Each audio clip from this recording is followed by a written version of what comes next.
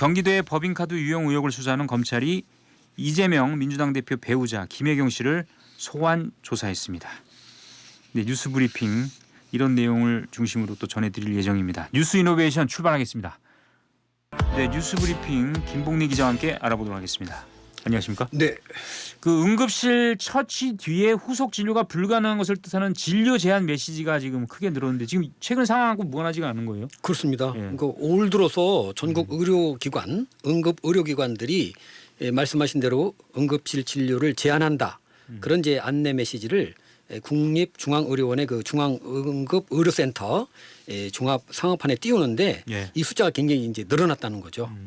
그래서 그 특정 그 진료 과목별로 이 배후 진료에 이제 차질이 빚어지자 이렇게 이제 응급실들이 진료를 제한한다 하는 건데 국회 보건복지위원회 소속 김선민 의원이 있습니다.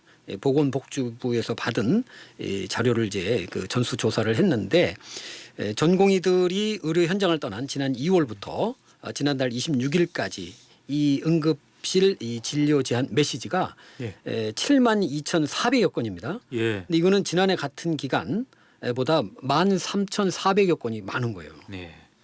지금 정부가 매일 브리핑을 하고 있습니다. 보건복지부 중심으로. 오늘 정부가 어떤 입장 내놨습니까 또? 예, 박민수 복지부 2차관이죠. 오늘 중대본 회의를 그 주재를 하면서 이 응급실 위기 상황은 이거는 기존에도 있었던 거다.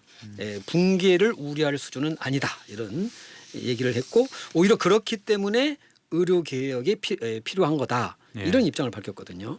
그래서 지자체 또 의료기관들하고 이제 긴밀한 협력 체계를 구축해서 모든 역량을 동원해서 철저히 대처하겠다 이렇게 얘기를 했습니다. 그러면서 중증 응급 환자들이 골든 타임을 놓치지 않고 치료를 받을 수 있도록 증상이 경미한 경우에는 인근 중소병의원을 이용해 달라 이렇게 당부했습니다. 네. 오늘 그 조선대 여대생이 심정지 상태였는데 조선대 병원 못 가고 전남대 병원 갔어요. 이런 뉴스도 좀 들어와 있습니다. 네. 자, 원로 교수 49분이 시국 선언을 했죠. 그렇습니다. 의료계 안팎 의학계 안팎의 원로 교수 49명이죠. 그래서 이 정부가 추진 중인 의료 개혁은 대한민국 의료를 공멸의 길로 내몰고 있다. 그런 내용입니다. 교수들은 국민의 생명과 건강을 지키기 위한 우리의 호소라는 제목의 이 시국 선언문에서 6개월 이상 진행 중인 의료 사태의 깊은 우려를 표한다. 무리한 의대 정원 증원을 중단하고 대한민국 미래를 위한 합리적인 대책을 세우라. 이렇게 정부에 촉구를 했습니다. 네. 여기에는 이제 주요 대학 명예교수 49명이 이름을 올렸고요. 주요 병원 교수, 일반 국민들도 동참했습니다. 네. 자, 다음 소식을 알아보겠습니다. 이른바 경기도 법카 유용 의혹 사건과 관련해서 이재명 더불어민주당 대표의 부인 김혜경 씨가 검찰 소환 조사를 받았죠? 그렇습니다. 오늘 오후 2시경 수원지검에 출석해서 조사받은 뒤 이제 2시간 만에 귀가를 했습니다. 수원지검 공공수사부는 김 씨를 상대로 해서 사적 수행 비서로 지목된 전 경기도청 별정집 5급 공무원 배모 씨의 법인카드 유용 사실을 알았는지 또 배 씨에게 카드 사용을 지시했는지 등을 집중적으로 캐물었을 것으로 추정이 됩니다. 네. 조사가 끝난 뒤 이제 김칠준 변호사죠. 이렇게 얘기했습니다. 어차피 검찰이 결론을 정해놓고 하는 수사라고 생각해서 전면적으로 진술을 거부했다. 이렇게 밝혔습니다. 예, 알겠습니다. 뉴스 브리핑 여기까지 하겠습니다. 김봉래 기자였습니다. 오늘 가보겠습니다. 슬기로운 여의도 생활 이현석 기자가 나와 있습니다. 안녕하십니까? 네, 안녕하세요. 예, 오늘은 어떤 소식을 노트북 안에 담아 갖고 왔습니까? 네, 노트북 안에 오늘까지 이틀간 국회 본회의에서 열린 교섭단체 대표 연설 소식인데요. 오늘은 어제 있었던 더불어민주당 박찬대 원내대표 연설에 이어서 국민의힘 추경호 원내대표가 대표 연설을 했거든요. 관련 소식 들고 왔습니다. 예. 연설을 한 40분 합니까 보통? 예, 그렇습니다. 굉장히 길게 하네요. 네. 자는 분들 없었어요?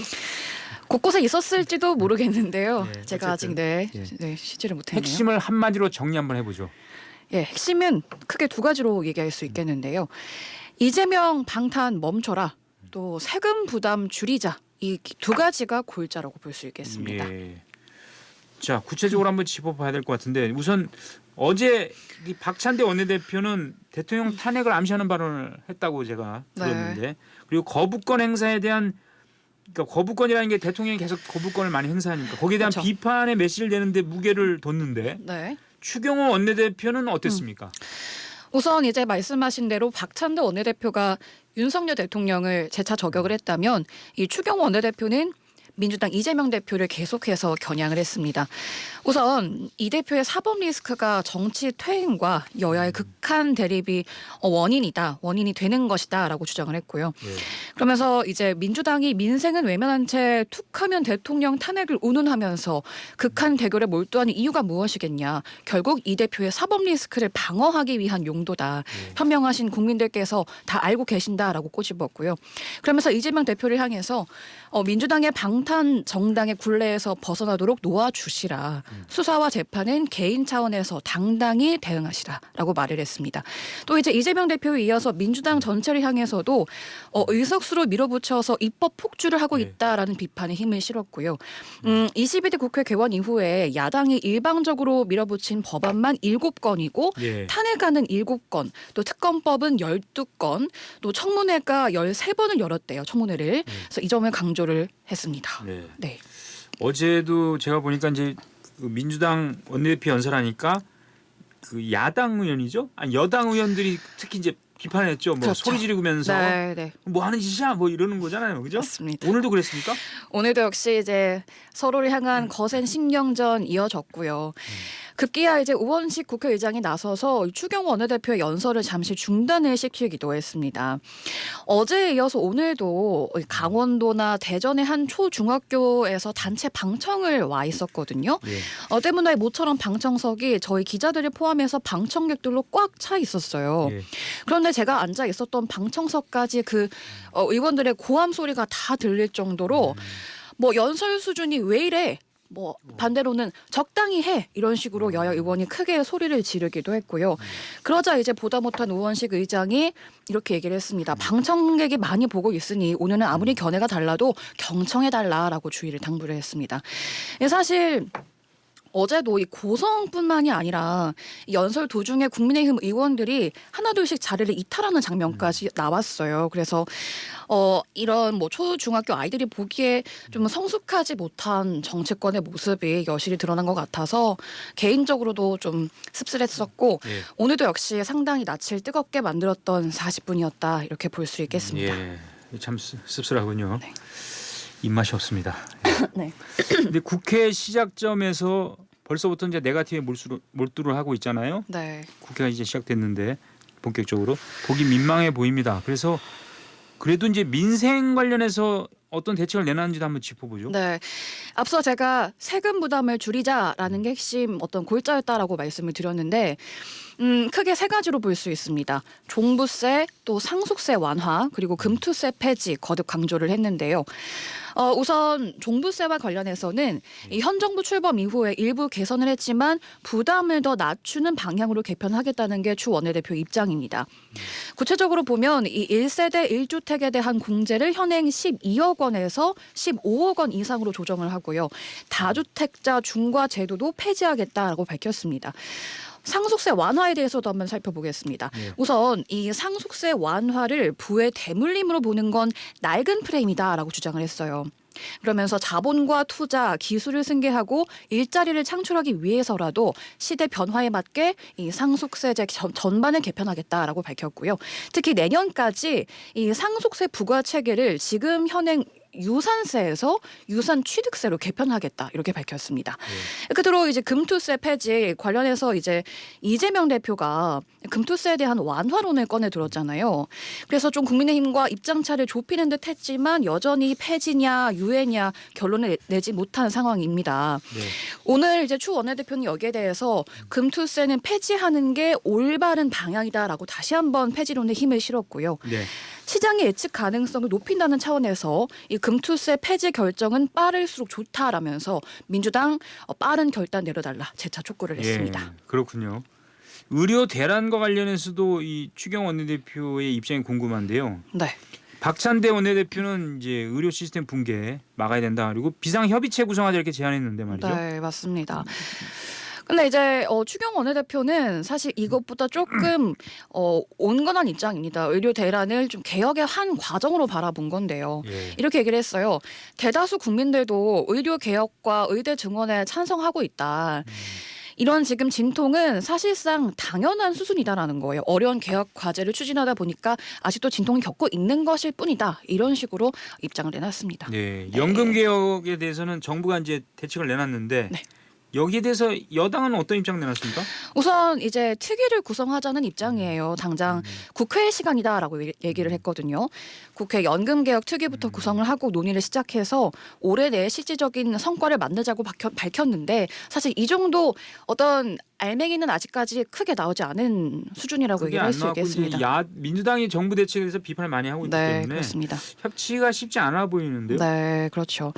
사실 뭐 추경호 원내대표도 아까 말씀드린 것 이외에 뭐 민생 법안 논의를 위해서 여야정 협의체를 구성을 하고 또 국회의원 윤리 실천법을 제정하자라는 식의 제안들도 하면서 이 뭐 정쟁에 매몰된 국회를 협치의 공간으로 돌리자라는 제스처를 취했지만 사실상 아까 말씀드린 것처럼 초점은 역시나 대통령 탄핵, 이재명 입법 폭주 이런 것들에 놓여 있지 않나 생각이 들고요. 앞으로도 이들을 고리로 해서 여야가 계속 충돌하는 양상 빚어질 것 같다라고 볼 수 있겠습니다. 알겠습니다. 네.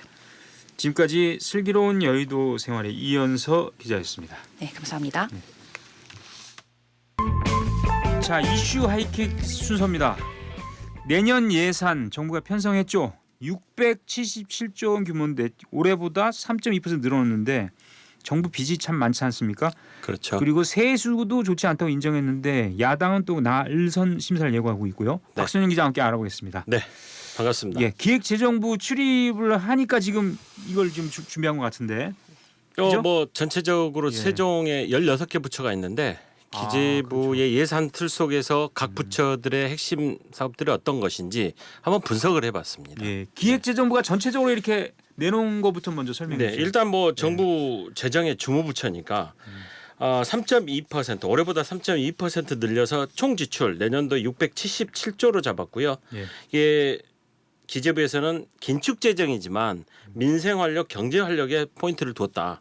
그리고 내년도의 총 수입은 25조가 올해보다는 줄었습니다. 예. 651조로 편성을 했는데 기재부는 올해처럼 기업들의 어떤 경영난이 가중되니까 법인세 등 세수가 좋지 않았고 그래서 재정의 건전성이 빨간불이지만 그렇죠. 올해보다는 좀 긍정적이어서 재정 수지가 개선되지 않겠느냐 이렇게 전망했습니다. 예. 그러니까 수입보다 지출이 더 많으니까 적자 재정이에요. 어쨌든 규모가 줄었다 하더라도 적자 재정. 그렇죠. 그러면 물론 이제 민생과 경제 활력에 집중한다는 뜻입니까? 이제 어떻게? 이게 선택과 집중을 하겠다는 걸로 좀 해석을 하면 좋을 것 같습니다. 이 약자 복지, 경제 활력, 그다음에 체질 개선, 중추 외교 이 네 가지를 들었거든요. 여기에 들어가는 이제 내년도의 핵심적인 사업들이 생계 급여액이나 장애인 고용 장려금을 늘리고 그다음에 노인 일자리를 확대를 하고 그다음에 공공주택 역대 가장 많은 25만 호를 공급하겠다고 했어요. 이런 부분 그다음에 육아휴직 저출생과 관련된 육아휴직 급여도 확대를 하고 그다음에 의료개혁도 하겠다. 그리고 사병 월급도 인상하겠다. 그러니까 선택과 집중을 해서 이런 사업들을 하겠다는 게 정부의 방침인 겁니다. 예.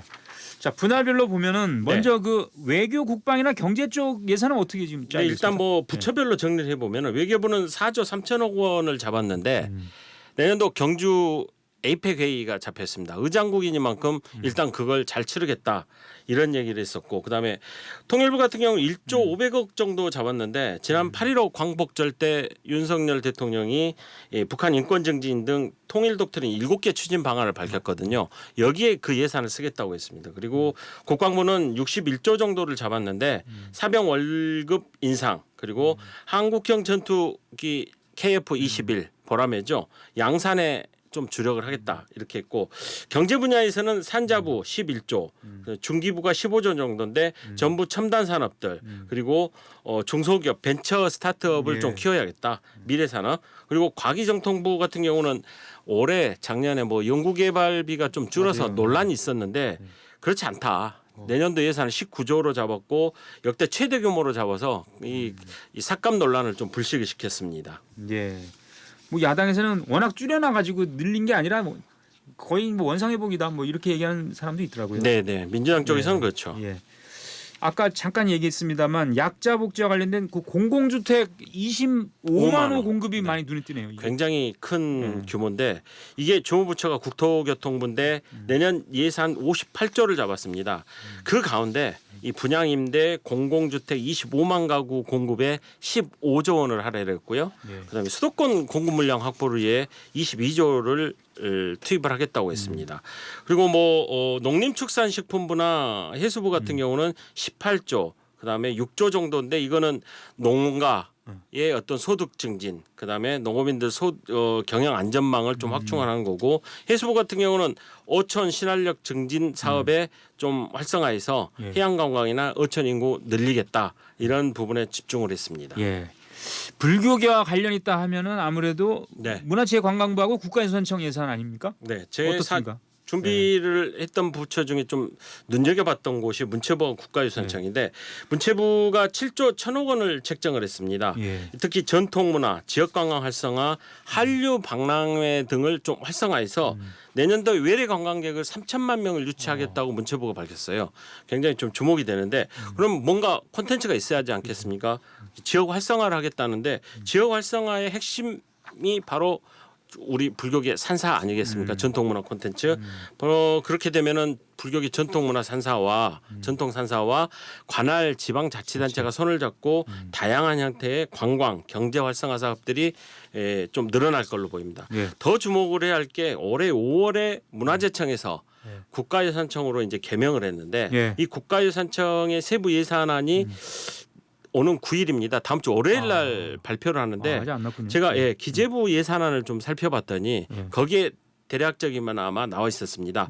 올해 예산보다 약간 더 오른 1조 3,900억 원으로 책정이 됐었는데 중요 항목들을 봤더니 문화재 보존 관리 보호 8천억 원, 문화재 활용 900억 원, 문화재 보수 정비 500억 원, 그리고 문화재 관람료 감면 비용 150억 정도에서 여기에서 더 약간 늘리면은 내년도 예산안이 되지 않겠느냐. 특히 눈여겨봐야 할 게 이 국가유산청 관련 예산을 보면은 예. 국가유산 보수 정비에 126억 원, 국가유산 주변 경관 개선 20억 원, 역사문화 환경 정비 육성에 100억 원, 증액 또는 신설된 부분들이 눈에 띄었습니다. 예. 그러니까 불교계 예산도 뭐 이렇게 예년에 비해서 뭐 크게 달라지지는 않았다 뭐 이런 뜻인 거예요? 아니면 법 체계가 바뀌기 때문에 네. 제가 봤을 때는 예산을 아까 그 기획재정부에서 이야기했던 선택과 집중해서 바로 국가유산청이기 때문에 국가유산 체계 속에서 오히려 불교계의 예산이 좀 선택과 집중이 되지 않겠느냐 이렇게 전망을 해볼 수 있겠습니다. 알겠습니다. 환경이나 노동복지 쪽은 어떻습니까 예산이? 뭐 일단 환경 같은 경우는 물 관리에 14조 원의 한 반틈 정도가 투입이 되고 고용노동부는 35조 정도 잡았는데 육아휴직 급여나 저출생 부분에 집중이 되는데 마찬가지로 보건복지부도 125억 중에 대부분을 저출생 고령화나 의료개혁 이런 부분에 좀 집중을 할 것 같고 104조를 책정한 교육부 같은 경우도 국가 장학금 그다음에 지역 대학들의 경쟁력 강화, 그러면 저출생 관련 유보통합이나 늘봄학교 같은 사업에 힘을 쏟을 것 같습니다. 그다음에 여성가족부도 부처 폐지 논란이 있었는데 그렇죠. 이게 1조 8천억 정도 증액 예산으로 역시 이 저출생 부분에 집중할 걸로 보입니다. 네. 자 끝으로 말이죠. 이게 그러면 이제 예산을 국회에서 심사할 거 아니에요 이제. 그렇죠.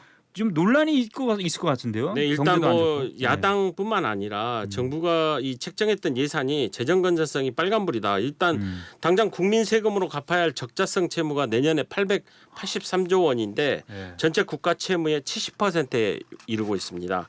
그리고 이 더불어민주당 쪽에서 야당의 이 거야죠.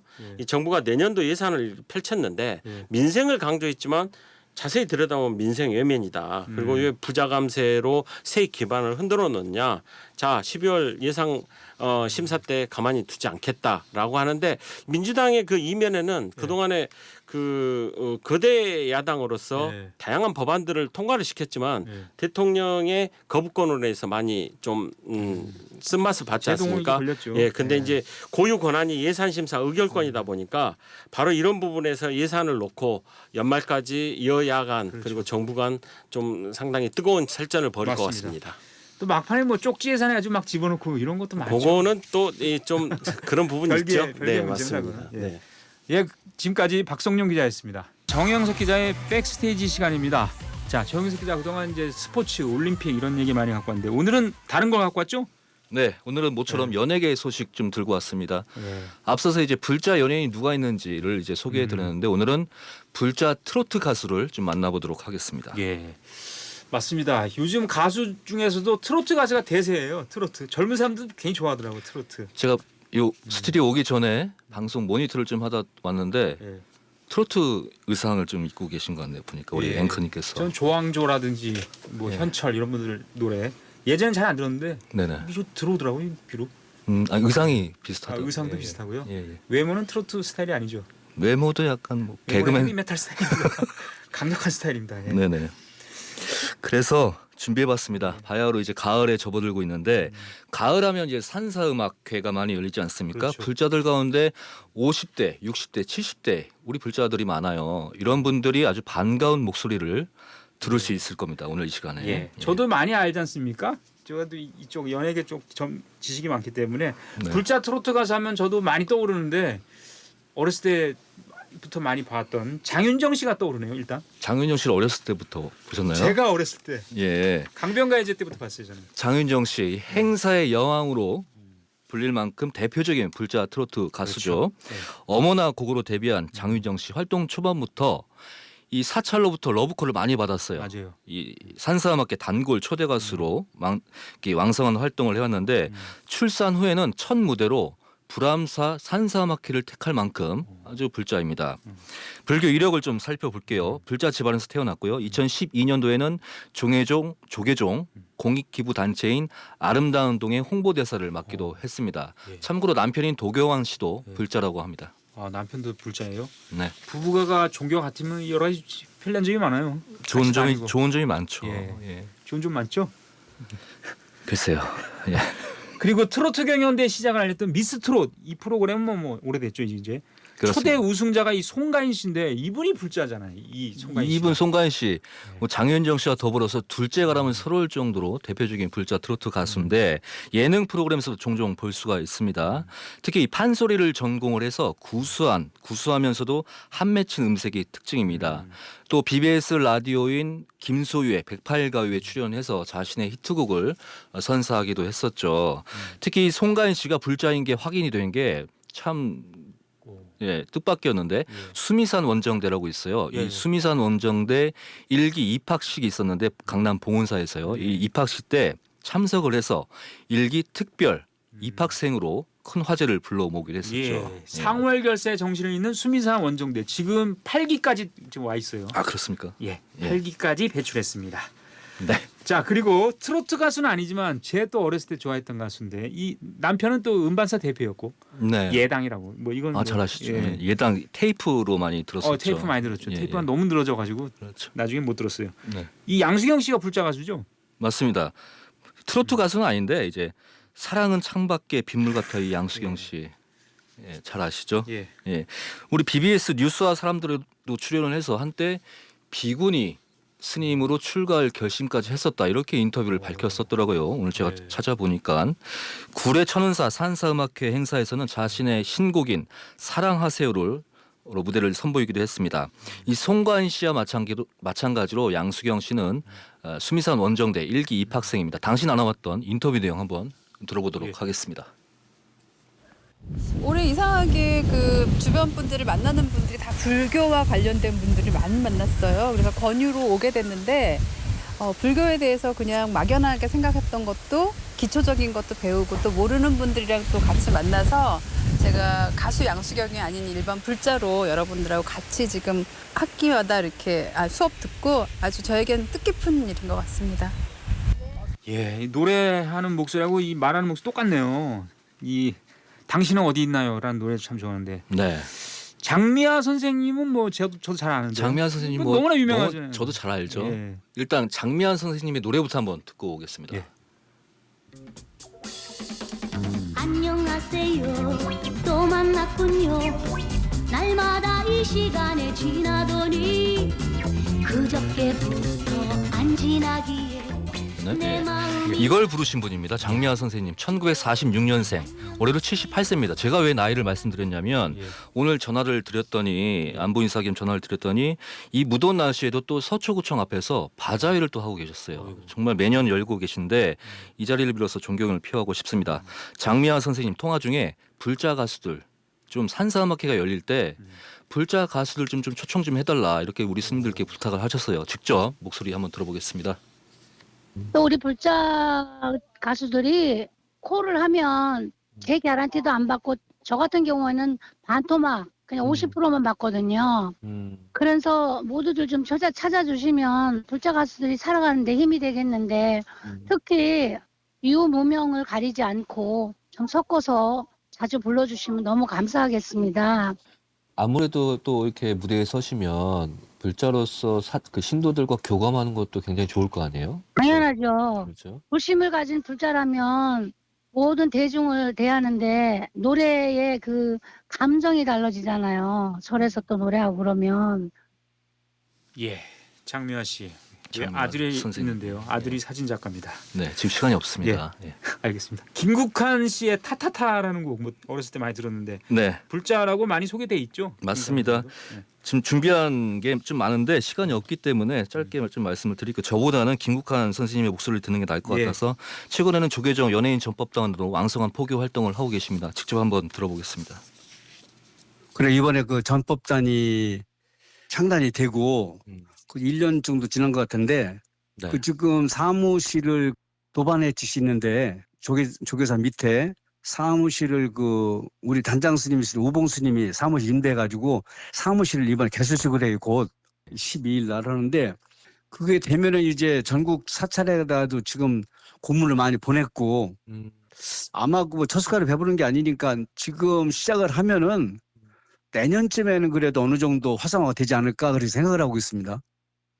네, 김국한 선생님 불자 가수가 누가 있는지 소개 좀 더 해달라고 했더니 예. 진미령, 예. 뭐 워낙 유명하신 분이고 유진아, 베이로, 박정식, 조승구, 별사랑 이분들을 꼭 좀 소개해달라고 후에 문자 메시지까지 왔어요. 예. 오늘 참 아쉬운데 더 많은 불자 가수들이 더 많을 겁니다. 많은데 시간이 부족해서 더 소개 못 해드린 점 팬분들께 죄송을 하고 기회가 된다면 예. 다음 시간에도 불자 트로트 가수를 알겠습니다. 소개하도록 하겠습니다. 진혜성, 박상철 이런 분들 불자 가수. 그리고 조항조 씨, 예. 조항조 씨도. 진성 씨, 예. 예. 이제 그만. 이자연 씨도. 아 이자연 씨도 그렇군요. 네. 정영석의 백스테이지였습니다. 이어서 기상청으로 갑니다. 오영애 캐스터. 네, 오늘 중부지방을 중심으로 비가 내렸는데요. 오늘 밤까지 중부와 전북 지역을 중심으로 비가 조금 더 이어지겠고 그 가운데서도 경기 남부 내륙과 강원 영서 남부, 충북 북부와 전라권으로는 내일 새벽까지 비가 내리는 곳도 있겠습니다. 내일은 동풍의 영향으로 동해안 쪽으로 가끔 비가 내리겠고 오후에 대부분 그치겠습니다. 또 오전부터 밤사이 전국 곳곳에는 소나기가 지나는 곳이 있겠습니다. 내일 강원 영동과 경북 북부 동해안, 경북 북동산지에 최고 40mm의 비가 내리겠고요. 남부지방으로